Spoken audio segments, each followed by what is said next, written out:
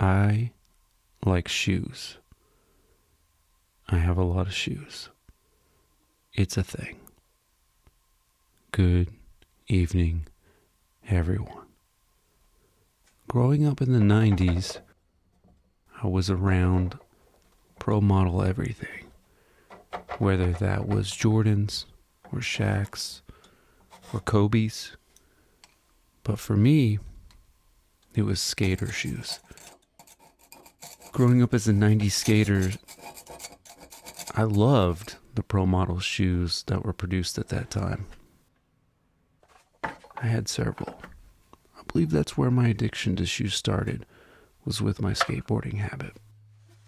Don't get me wrong, my Shaqnosis shoes that I had were really rad too. For a while, I've thought about getting a shoe stool that you would see in a shoe retail store. A few months ago, I happened upon this one for 5 United States freedom dollars.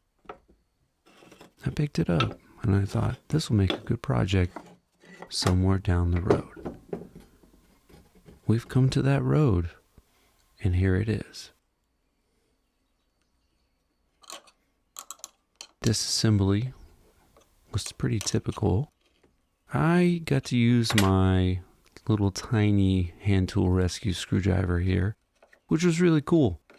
If you don't know hand tool rescue, you have to. I don't even know why I'm saying that. They're awesome little tools that he makes. From Canada, you should pick one up. This thing was super rough, and I had planned on doing something else, and I have something else in the works that I was going to put out before this one. So I kind of was in a little bit of a rush, even though I still missed my personal deadline. This was actually ended up being a lot more challenging and a lot more enjoyable than I had originally intended. Surprising little things here and there. But nothing about this was complicated. But it was just more about like, how do I solve problems? I mean, that's like the whole thing though, isn't it? Like, how do I solve the problem that's in front of me? What do I do? I just took this thing apart and just pieces kept coming apart. So like the footrest and the butt rest, we'll call it, were like pieces that were joined together. The glue had long given up. If there was glue, I assume there was. So then it was like, okay, well, I'll just take this back. And also, it's hard to tell in this, but the whole thing was painted brown. Not a cool brown, a sloppy brown. Sloppy Brown, Sloppy Joe, Snoopy Dog. I'm on cold medicine. As I was just going through, like, okay, I'm going to do this step next and that step next. By the way, through that pencil, this took me a lot longer to come back to. Joys of editing. I wanted to just start kind of putting things together and getting them solid, and then kind of working through the next step. So I wanted to get everything glued back together, all the wooden pieces first, and then assess, really what was underneath all that brown paint. None of this process was really too crazy. A lot of the holes in the seat of the footstool were like just totally wallowed out. Old school slotted screws, that are tapered from top to bottom. So, just time. Frankly, who knows when this thing was made? I don't think it's like exceptionally old. When I was working on the metal frame, it was just like, how deep do I need to get? Got to the point where it was grinder with a flap wheel to get as much of the pitting out as I could and to take out as much of the, the rust and the old paint. And it worked great. It just took a long time, and it was noisy and dirty and horrible. Which is kind of my whole life. Noisy, horrible, dirty. So got everything glued up, ready to then start the process of, okay, I decided I was just going to patch all of the holes that I could. Luckily, I'd saved that little chip out from earlier in the video.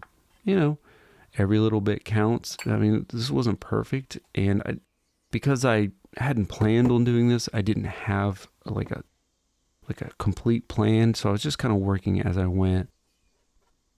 I wanted to plug the screw holes. I got a plug cutter, which is great. Menards, thank you. And it worked really great. Cut through this oak, which is what I thought the wooden pieces were made out of. I'm glad I went with oak because that's ended up being what it was. By the way, I catch that one. Heck yeah.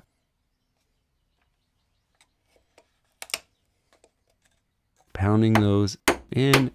I have a dowel maker, which is great, but sometimes you just need like something simple. And then for those tiny holes, I have a bunch of these bamboo skewers that I decided to use to plug them because I knew I was going to go back over them. I wasn't worried about it. Also, I did totally cut my finger. And I did it off camera, which is incredibly annoying. I'm wearing a Band-Aid at this point. So plugged all the holes, got it to a solid. So now it's going to be cleaning and then paint removal. And this thing was super dirty, obviously. I hate citrus strip, and I've complained about it for years. I just keep using it. And then now it was like, okay, how deep do I need to go? Start off with a little hand sanding, broke out the, random orbital. I was really disappointed because of how scraped and marred up the top was, so I decided to go ahead and take it down with a hand plane. And then while I was doing that, more holes showed themselves. Just decided to mix up a little bit of the sawdust and some glue, and just filled in any spots that I thought were going to be noticeable by the time I wanted to put finish on it, because I didn't want to paint it brown again. I wanted to just put a nice oil finish on it, something nice to the touch. And that little toe cap, heel cap, would be more accurate, was really weird. When I removed the paint, it was all silver and strange, and then I dunked it in Evapo-Rust. All that went away. After all the work, you can kind of see what I ended up with, and I think this actually turned out to be really a lot more beautiful than I had intended. Now, the foot rest was brutal. There's nothing I could do to get it to look really great, but that's okay because most of it is going to be covered up.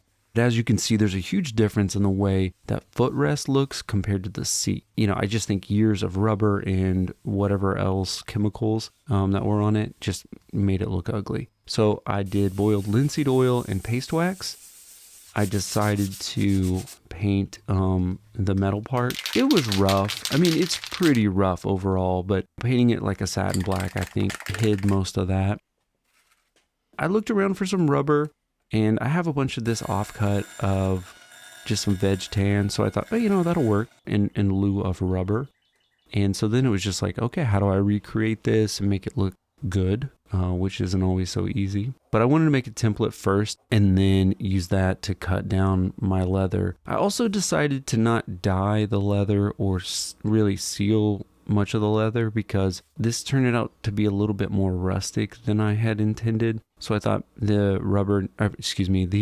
leather needed to age. Even as I was working with the leather, I kind of stained it up and I just decided to keep it. I thought it looked really great. Just flipping the blade here on my little Stanley knives. I love these knives. They're cheap everywhere at every antique store. Don't pay more than a couple of bucks for them, but buy them when you see them.